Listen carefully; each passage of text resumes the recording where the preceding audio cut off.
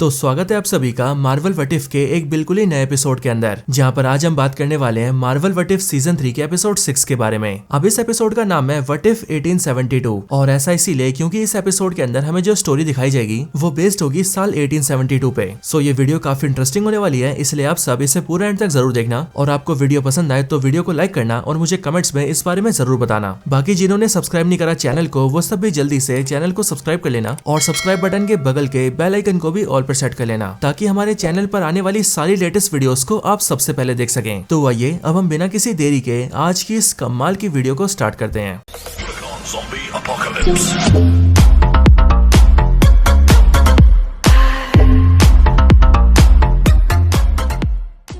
तो इस एपिसोड की स्टार्टिंग होती है एक अनजान से जगह से, जहां पर हम एक गैंग को देखते हैं और इस गैंग के अंदर कई सारे काउबॉयज होते हैं। लेकिन फिर कुछ टाइम बाद इन गैंग वालों के पास शैंग-ची और केट बिशॉप आते हैं और हम ये नोटिस करते हैं कि उनका हुलिया भी काउबॉयज जैसा है। यहाँ पर हमें पता लगता है कि शैंग-ची और केट बिशॉप दोनों ही बहुत ही बड़े निशानची हैं, यानी कि इन दोनों का निशाना इतना पक्का है कि इनका निशाना कभी नहीं चूकता है। यहाँ पर आने के बाद ही शैंग-ची और केट बिशॉप दोनों का इस गैंग से लफड़ा हो जाता है, बट इस लड़ाई में ये दोनों मिलकर गैंग के सारे मेंबर्स को ढेर कर देते हैं और उनसे एक लोकेशन के बारे में पूछते हैं। लेकिन ये जो गैंग के मेंबर्स होते हैं वो उन दोनों को भी बताते हैं कि जिस जगह पर तुम दोनों जाना चाहते हो वहां पर जाना तुम्हारे लिए खतरे से खाली नहीं है और इसीलिए ऐसी खतरनाक जगह पर तुम दोनों को नहीं जाना चाहिए। लेकिन यहाँ पर शैंग-ची उनकी बात नहीं सुनता और वो सिंपली उनसे लोकेशन लेता है और फिर केट बिशॉप के साथ मिलकर वहां से निकल जाता है। अब इसके बाद ही सीन शिफ्ट होता है और हम सीधा वॉचर को देखते हैं। वॉचर हमें बताता है कि मार्वल के मल्टीवर्स के अंदर कई सारे पैरेलल यूनिवर्स है और बहुत सारे यूनिवर्सेस हैं और इस मल्टीवर्स के अंदर जितने भी यूनिवर्सेस हैं उनमें बहुत सी अलग अलग कहानियां एग्जिस्ट करती हैं और इसीलिए इस मल्टीवर्स में हर एक चीज पॉसिबल है। इसके साथ ही वॉचर हमें एक ऐसे यूनिवर्स के बारे में भी बताता है जिसमें अल्ट्रॉन को सिर्फ इसीलिए क्रिएट किया गया था ताकि वो गाना बजा सके।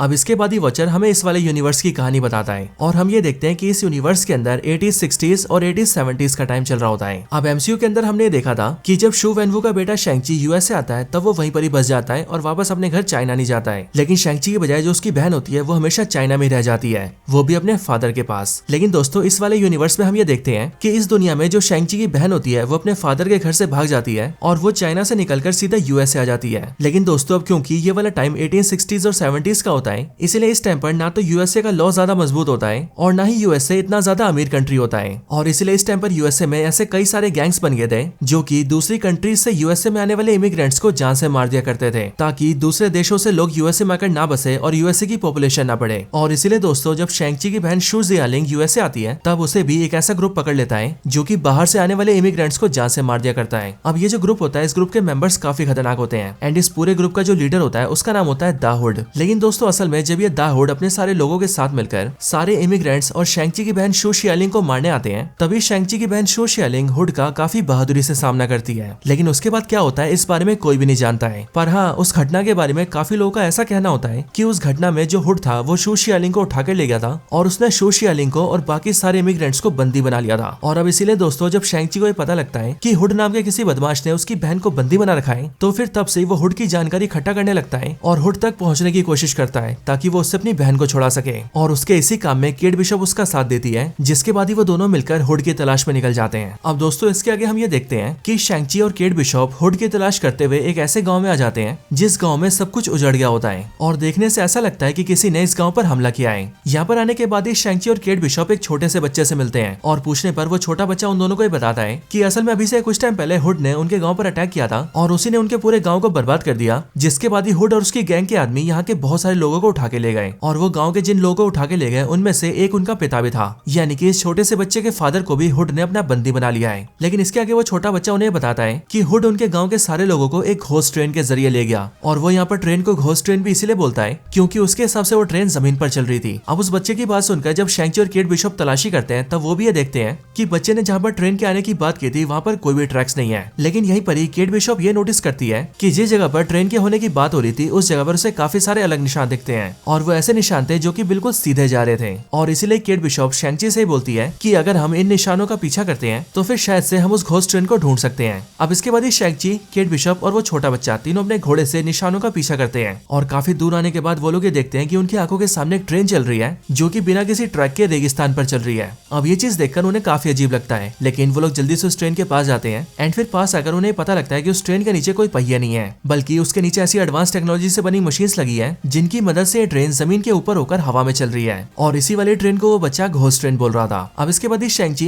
केट बिशप और वो छोटा बच्चा जल्दी से ट्रेन के अंदर आ जाते हैं। और ट्रेन के अंदर आने के बाद वो लोग ये देखते हैं कि उस ट्रेन में काफी सारे एडवांस गैजेट्स होते हैं। इसके साथ ही उस ट्रेन का मेन पावर सोर्स एक आर्क रिएक्टर जैसा होता है। और इसीलिए शैंग-ची उसे देखकर ये बोलता है कि शायद से सारी टेक्नोलॉजीज स्टार्क इंडस्ट्रीज की है। और फिर दोस्तों यहीं से हमें ये भी पता लगता है कि इस वाली दुनिया के अंदर भी टोनी स्टार्क है। अब वो लोग जब इस ट्रेन में आगे बढ़ते हैं तब वो लोग ये देखते हैं कि उस ट्रेन में बहुत सारे लोग भी बैठे हैं और उन्हीं सारे लोगों में उस छोटे बच्चे का फादर भी होता है। अपने पिता को देखकर वो बच्चा जल्दी से अपने फादर के पास जाता है और उनके पास अगर वो अपने फादर से ही बोलता है, फादर ये मैं हूँ जुन फैन। बट हम इस चीज को नोटिस करते हैं कि उसका फादर कोई भी रिएक्शन नहीं देता। एंड सिर्फ वही नहीं बल्कि उसके अलावा बाकी सारे लोग भी बिल्कुल बुद्ध बनकर बैठे होते हैं। एंड उन सभी को देखकर ऐसा लगता है कि किसी ने उन्हें हिप्नोटाइज करके यहाँ पर बिठाया है। अब दोस्तों इसके आगे जैसे ये दोनों हुड की तलाश करने के लिए आगे वाले डब्बे में घुसते हैं, वैसे वो लोग ये देखते हैं कि ट्रेन के आगे वाले डब्बे में हुड तो नहीं है, लेकिन उसकी बजाय वहाँ पर एक दूसरा आदमी होता है। और उस आदमी के साथ वहाँ पर उसके बहुत सारे गार्ड्स भी होते हैं जो कि शैंग-ची और केट बिशप को देखते ही उन पर बंदूक तान देते हैं। एंड फिर वहाँ खड़ा आदमी उन दोनों से बातें करते हुए कहता है कि मैं तुम दोनों को जानता हूँ, तुम शैंग-ची और केट बिशप हो और तुम दोनों ही काफी फेमस हो। बट यहाँ पर ही शैंग-ची इस आदमी से पूछता है कि मैं यहाँ पर हुड की तलाश कर रहा हूँ, इसलिए मुझे बताओ कि हुड कहाँ पर है और मेरी बहन कहाँ पर है। और हाँ, सबसे बड़ी बात, आखिरकार तुम कौन हो। इस बात को सुनकर वो आदमी शैंग-ची से कहता है कि उसका नाम सोनी बुर्च है और वो असल में हुड का दोस्त है जो कि हुड के कामों में इन्वेस्टमेंट्स करता है। यानी कि दोस्तों हुड जो भी काम कर रहा है उन सभी में उसे पैसा देने वाला यही आदमी है। और फिर इसके आगे सोनी बर्च उन दोनों से कहता है कि मैं जानता हूँ कि तुम दोनों हुड को ढूंढ रहे हो और तुम दोनों उससे मिलना चाहते हो, लेकिन उससे भी बड़ी बात यह है कि हुड खुद ही तुमसे मिलना चाहता है। लेकिन दोस्तों इसी टाइम पर हम ये देखते हैं कि शैंग-ची और केट बिशप के साथ जो छोटा बच्चा होता है वो उस ट्रेन के डब्बे से भागने लगता है और भागकर दूर चला जाता है। लेकिन ये देखकर वो आदमी यानी कि सोनी बर्च उन दोनों से बोलता है कि वो दोनों आगे चलकर हुड से मिले, उस बच्चे को वो संभाल लेगा। लेकिन जब उसकी बात सुनकर केट बिशप और शैंग-ची आगे बढ़ते हैं तब उसके बाद ही वो सोनी बर्च अपने आदमियों से कहता है कि वो लोग जाकर उस छोटे बच्चे को जान से मार दें। अब इसके बाद ही हम ये देखते हैं कि उसके दो आदमी बाहर निकलते हैं और वो बच्चे का पीछा करते हुए उसे मारने जाते हैं। यहाँ पर ये दोनों कोशिश करते हैं कि ये दोनों मिलकर बच्चे को ट्रेन से नीचे फेंक दें, लेकिन दोस्तों वॉचर से ये चीज देखी नहीं जाती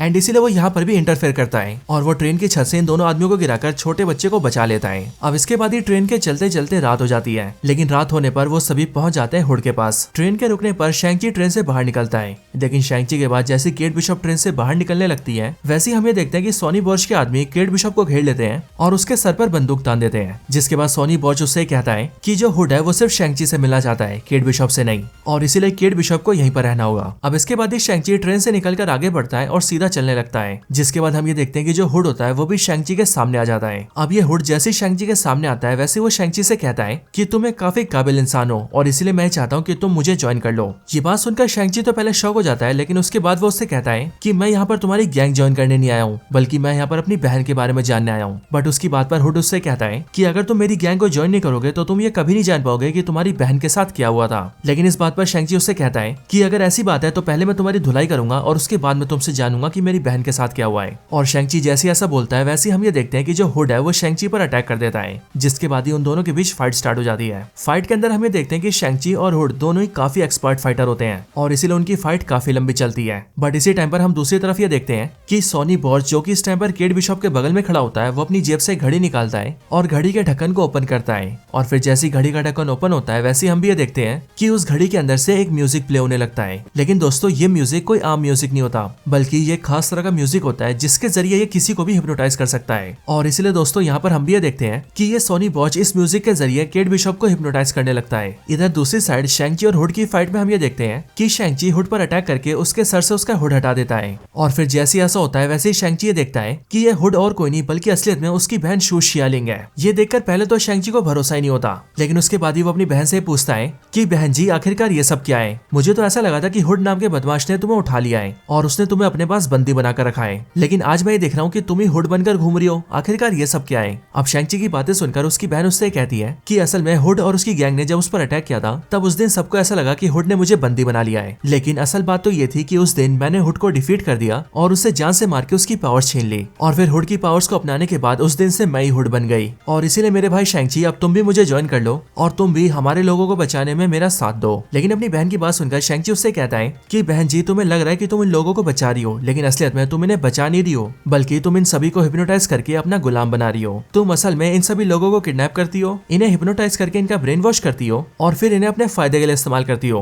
पर शैंग-ची की बातें सुनकर उसकी बहन उससे कहती है कि मैं ऐसा कुछ नहीं करती, बल्कि मैं इन सबकी जान बचाती हूँ। आगे वो शैंग-ची से कहती है कि मैं इन सबको हिप्नोटाइज करके इन्हें अपनी आर्मी में शामिल करती हूँ और फिर उसके बाद मैं और ये सब लोग मिलकर उन सभी गैंग्स का खात्मा करते हैं जो सारे गैंग्स मिलकर बाहर से आने वाले इमिग्रेंट्स को मार रहे हैं। और ऐसा करके हम ना सिर्फ इस पूरी कंट्री को सुरक्षित बना रहे हैं बल्कि यहाँ पर दूसरे देश से जो इमिग्रेंट्स आ रहे हैं उन्हें भी सेफ्टी दे रहे हैं। और मैं ये सब इसीलिए कर रही हूँ ताकि मुझे जो फेस करना पड़ा वो और किसी को फेस ना करना पड़े। लेकिन दोस्तों यहाँ पर शैंग-ची अपनी बहन को गलत ठहराता है और वो उससे कहता है कि ये काम गलत है और इसीलिए जब तक मैं जिंदा हूँ तब तक मैं तुम्हें ये सब करने नहीं दूंगा। लेकिन फिर शैंग-ची की बात सुनकर उसकी बहन उससे कहती है कि अगर ऐसी बात है तब तो मुझे तुम्हें जान से मारना होगा और फिर ये बोलकर वो उस पर अटैक कर देती है, जिसके बाद उन दोनों की फाइट फिर से स्टार्ट हो जाती है। हालांकि इसी टाइम पर हम ये भी देखते हैं कि सोनी बॉश ने केट बिशप को पूरी तरह से हिप्नोटाइज कर लिया होता है और अब वो अपनी बंदूक की गोली से उसे जान से मारने वाला होता है। लेकिन फिर उसी टाइम पर वो छोटा बच्चा सामने आता है जिसे वॉचर ने बचाया था एंड वो अपने सामने एक बड़ी सी घंटी को देखता है और उसकी रस्सी खींचकर उसे जोर जोर से बजाने लगता है। और फिर जैसी घंटी बजती है वैसे हम भी ये देखते हैं कि घंटी की आवाज की वजह से केट बिशप और बाकी सभी लोगों का हिप्नोसिस टूट जाता है। और फिर जैसे ही ऐसा होता है वैसे हम ये देखते हैं कि केट बिशप जल्दी से सोनी बॉश के हाथों से बंदूकें छीनती है और एक एक करके उसके सारे आदमियों को मार देती है।